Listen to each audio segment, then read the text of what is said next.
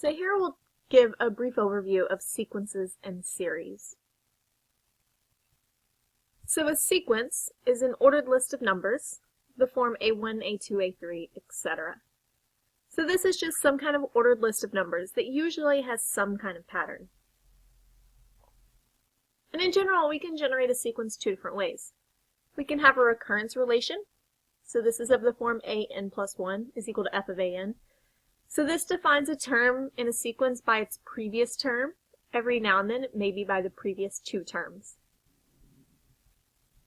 You can also define it with an explicit formula. So this would be an equal to f of n.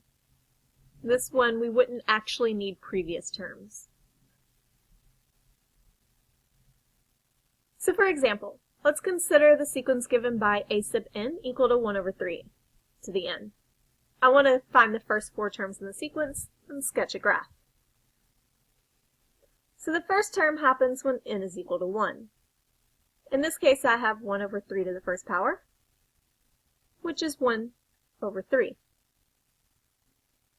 When n is 2, I have 1 over 3 squared, which is 1 over 9. N equal to 3 gives me 1 over 3 cubed, which is 1 over 27. And then n equal to 4, 1 over 3 to the fourth, which is 1 over 81. When you graph these, your x-axis has your n values, in this case 1, 2, 3, 4. And your y-axis contains your actual values of the sequence. So there's 1, here's 1/2. So we'll have roughly 1 and 1/3,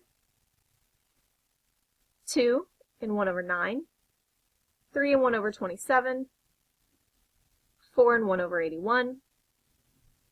And this can give you a general pattern. You can continue this pattern to plot more terms of this sequence as well.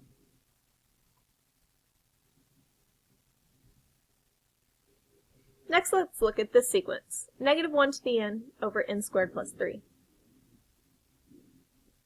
So when n is equal to 1, I have negative 1 to the first power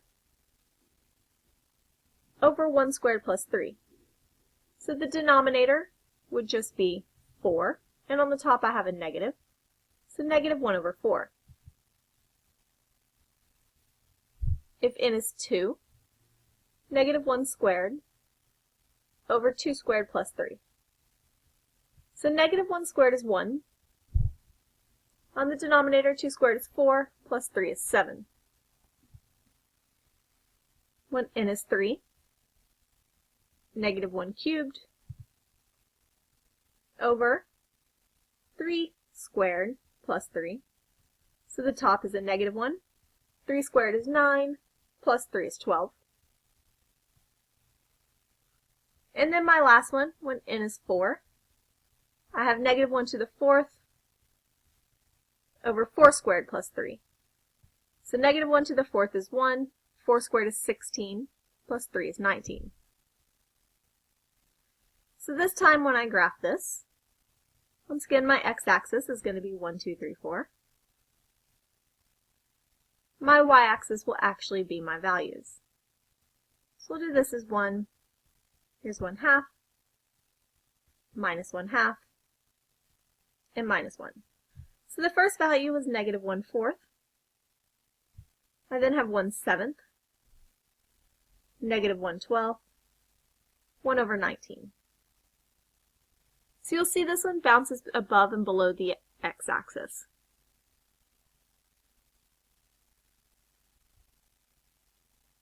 Now let's find the first four terms of the sequence given by this. So this one is where we have the recurrence relationship. We're given what A1 is, so that's the first term. A2 then comes from 4 times the previous term, minus 3, which is 1. A3 comes from 4 times the previous term, minus 3, which is 1 again. A to the fourth is 4 times the previous term, minus 3. which is 1. So you can see that this sequence is just going to look like 1, 1, 1, 1, etc. forever.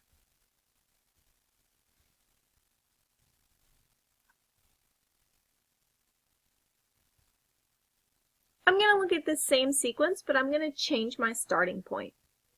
So A1 is -1.